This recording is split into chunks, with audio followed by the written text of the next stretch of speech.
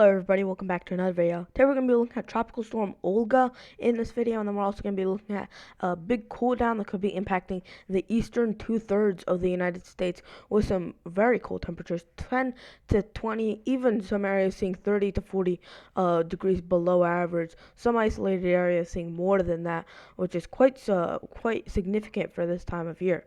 Now we're going to start off here with the National Weather Service, as we always do. We have red flag warnings in effect for Southern California, and then this portion in Northern California. Then we have some high wind warnings over parts of Montana, and then also over parts of Wyoming. Winter storm watches over parts of Nebraska, Wyoming, and Colorado. And then winter weather advisories over northern Wyoming, and then stretching into northwestern Montana. Now, we also have some flash flood watches over the south central United States, and then some tornado watches over parts of southeast Mississippi, southwest Alabama, and then into a little bit of Louisiana as well, some of those islands there. Now, we're going to look at Tropical Storm Olga here from the National Hurricane Center. So you see we have Tropical Storm Pablo over here, and that's going to be tracking out, but not really going to be impacting any land. Tropical Storm Olga is the one that we really have to worry about here in the Gulf of Mexico, and that's going to be tracking northward into the Great Lakes states as it turns into a tropical depression as it moves onto land. Now here's satellite imagery, or the infrared satellite imagery. This is measuring how cold those cloud tops are. So the colder the cloud tops, the more intense the system. So you see all those blacks, whites, and then even some pinks, indicating some very cold cloud tops, and that's indicating a strengthening system over this area. And then you also see how it kind of has that shape of a system, kind of a comma head system, and that is very good for a developing system. Now we're going to read the key messages here from the National Weather Service. Only one for this system. Since depression, I checked just a couple minutes ago on their website, still says this. It should be tropical storm. I don't think that they updated it yet. Since tropical storm is expected to merge with a cold front and become post-tropical by tonight, hazards related to wind, rainfall, and coastal flooding will be covered by products issued by local National Weather Service forecast offices available at weather.gov, which, if you didn't know, that's the National Weather Service's website URL. Now here's the cone of uncertainty. You see how it tracks through Louisiana, Mississippi, Arkansas, into the Tennessee Valley, and then stretching back up into the Great Lakes, and then sometime between about midnight tonight and then 7 a.m. Saturday Central Time, of course, it'll turn into turn from a tropical storm and weaken into a tropical depression, and then it'll continue. And those wind speeds shouldn't be too high from the system. Now here's the model guidance track, and you see how most of them have it going straight up into the Great Lakes and out to Canada, and some have it tracking a little bit eastward. I'm going for more tracking into Canada. I really don't think it's going to verge eastward, especially like this AVNI model is showing. I don't think it'll move that far eastward. I just don't think that'll really be something that really could happen realistically. And then here's the GEFS storm track guidance, and you see pretty much all of them have it going into the Great Lakes states and then out into eastern part of Canada. And then the GEPS storm tracks, less reliable but still important to look at them. We have a couple verging off here, and then this one actually has it a little bit more west than most of them have. Most of them have it actually going straight into Michigan. This model actually has it over western Illinois and then into Wisconsin instead of right into the Great Lakes states. Now, Tropical Storm 17 Tropical Storm 17 or Olga's model intensity guidance, and this is actually showing how intense the storm is going to be. So you see right now it's a low end tropical storm, and then it's going to weaken into a post-tropical depression or a post-tropical cyclone. Now here's the earliest reasonable arrival time of these winds, and then also the probability, the percent chance of seeing tropical storm force winds. So you see I really have the greatest chance of these tropical storm force winds over parts of coastal Louisiana, and that's going to be right around 40 to 60. Some areas seeing around 70% chance of seeing tropical storm force wind speeds, and that would be sometime between Friday 8 p.m. and about Saturday 2 a.m. that you could be seeing those tropical storm force wind speed.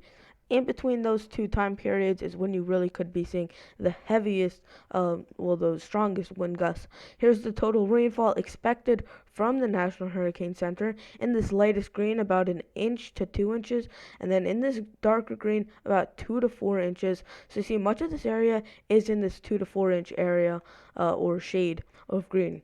Now, here's the risk of flash flooding. So this is the overall risk, and you see we have a green. In the green, we have a 5% chance, a marginal risk, and then in that yellow, you have a slight risk, a 10% chance. So this is the overall over this 3-day period.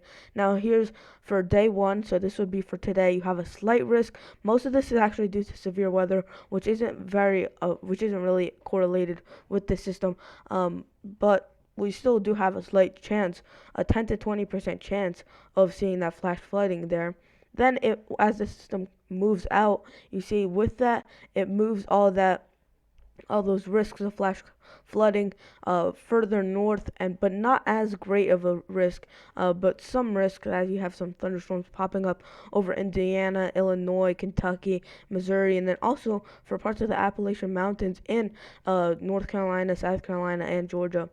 And then finally, day 3, it's a marginal risk over the Northeast as it kind of tracks out into Canada. You will get some rain bands on the eastern side of the southeastern side of this system. Now, here's my track and intensity forecast.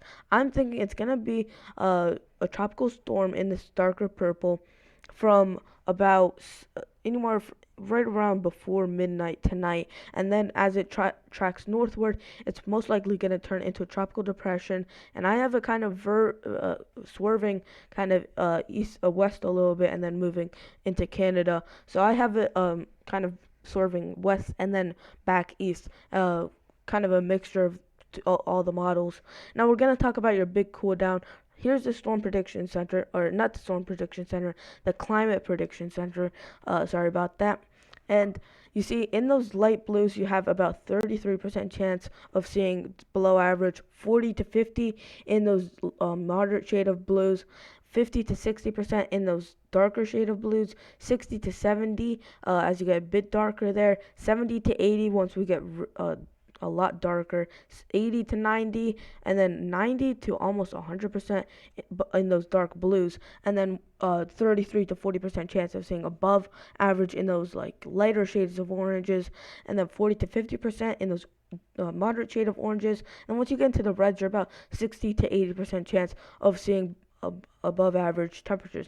So you see, over much of the central part of the United States, over the next 6 to 10 days from the Climate Prediction Center, they are forecasting below average temperatures. So this is only the percent chance of seeing them, but usually the higher confidence they have with this below average is usually correlated with more intense below average conditions. So now we're going to look at your 8 to 14 day outlook. Same key on the bottom, so same colors represent the same thing. Of course, it's going to be a bit weaker as this is a bit far out. So 8 to 14 day outlook, this is from November 2nd to November 8th, and you're seeing below average, but it's moving a bit eastward, and the warm air is kind of moving a bit eastward as well, but closer to the Mexican border, and then also that warm air expanding, the warm air that was in Florida kind of expanding into Georgia and South Carolina. Now, here's the European model. Now we're going to go for 6-hour increments, and we're going to go through the entire model run because we do actually see some cold air kind of plummeting in from about British Columbia and British Columbia, Canada, and then moving in and then really sticking along this central portion of the United States. And then once we look at the GFS model, this model only goes out 240 hours. The GFS model goes out 384 hours. We're going to go at the full model run, and you'll see how that cold air kind of gets pushed further east. And this is really shaping out how I think this is a kind of a brief look at what I think the winter is going to look like. But of course, I think that cold air is going to be predominantly over the central U.S. and then stretching into the eastern U.S. as well.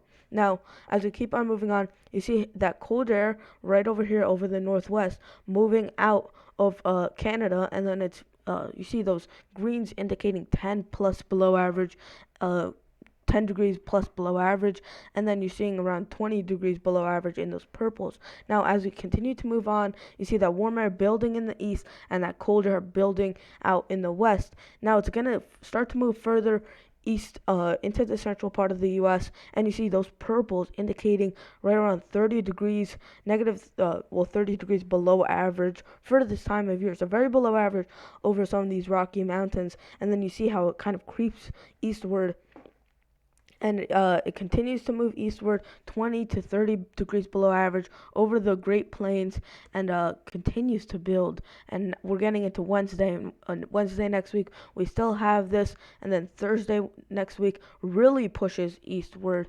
and big shot of cold air. Some areas seeing 50 degrees below average from this by Thursday morning, and then by Friday morning moving east, farther east, but the east really seeing those warm temperatures, the eastern third of the U.S. really seeing those colder temperatures, and then it really gets suppressed off into the Atlantic Ocean, and that cold air really takes over the east coast. So pretty much the entire U.S. is under cold conditions, except for some areas on the west coast seeing some warmer conditions. So this is for Saturday morning, and then you see how it builds Sunday morning, building further east, and then this actually ends the model run here. This would be the last frame. This is 240 hours out. Of course, things could change, but when you've been seeing this for multiple model runs, I actually looked back at multiple model runs, and they were all showing this pattern from the European model and also the GFS model as well. They had that cold air dipping in, and they had it settling over the eastern about half of the U.S. As we got a bit further on in the model run. So this would be for Monday, the next Monday morning, the next Monday morning. Now here's your GFS model. This is in Celsius, but you get the same deal. Colder air, the exact temperature isn't really important for this. It's really showing that cold air is gonna be brought down from Canada, and we're gonna go 384 hours out on this one, as this model actually can go 384 hours out. So you see that cold air dipping down for Sunday morning, and then by Monday morning you're seeing it really take over that western 2/3 of the United States, and it's starting to creep eastward by Tuesday of next week. By Wednesday, really building over the central United States, not really progressing eastward by now. It's really building in intensity. You see some areas 28 degrees plus Celsius, 28 degrees or more below below average in Celsius. So that would be around 40 degrees below average in Fahrenheit. So very intense and you see, as we get into Thursday or the latter half of next week, we're gonna be seeing it move eastward. So somewhere between Wednesday and Friday next week, we could be seeing this cold air kind of move out of the central U.S. We're going to be seeing this cold air move out of the central U.S. and move eastward, and that's going to be leading to the East Coast seeing about 10 to 20 degrees below average as well, from this big trough that's been setting up. So I want to kind of explain what's happening. We have a bit of ridging out west, and then we have some troughing out in the east, and that's leading to some colder air to be brought down and some warmer air to be brought up over the southwest, and then over much of the eastern 2/3 of the country. You're seeing below average, and then by Friday, November 1st here, you're going to be seeing that cold air move eastward. So it's really, it's the only areas really above average. Some areas in Florida, and then some areas in the southwest. But even parts of the southwest are still below average. But then that warm air really builds in, and it settles. So this trough looks to actually settle in. And this is only 180 hours out. So this is still fairly reliable. And overall, it looks to be colder over the eastern 2/3. This is by November 3rd, November 4th, and you see how it's really now it's isolated to the eastern third of the United States. And over the winter, I think it's gonna be more of kind of like this areas north of here gonna be seeing north and east of here are gonna be seeing those colder temperatures, while a bit west of here you could be seeing some warmer conditions. Maybe the northwest actually could get in on some of those colder temperatures over the winter. But then you see how that cold air really sticks around in the east, not really going anywhere. A couple of troughs, not troughs, a couple of storm systems move through, bringing in some brief warm-ups. But generally, you're going to be cold November 7th, November 8th, a big shot of cold air. Now the cold air is really just isolated to the northeast and the mid-Atlantic states, and this by November 8th, November 9th, November 10th, and November 11th, and then here's where the model run ends. And then you see another wave of cold air trying to build in. So if this model run actually did go out further, I believe what it looks like from here.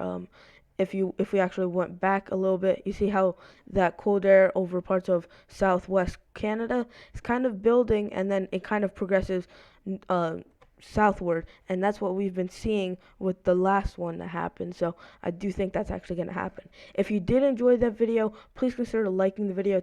Took a lot of effort to make that video. I made a couple of maps and took a lot of work actually finding all this information, and then looking through all the information and gathering it. So please like the video. Also consider subscribing and turning on notifications so you never miss a video that I upload. Anyways, guys, thanks for watching the video. That was Eli the Weather Guy, and I'll see you guys in the next one.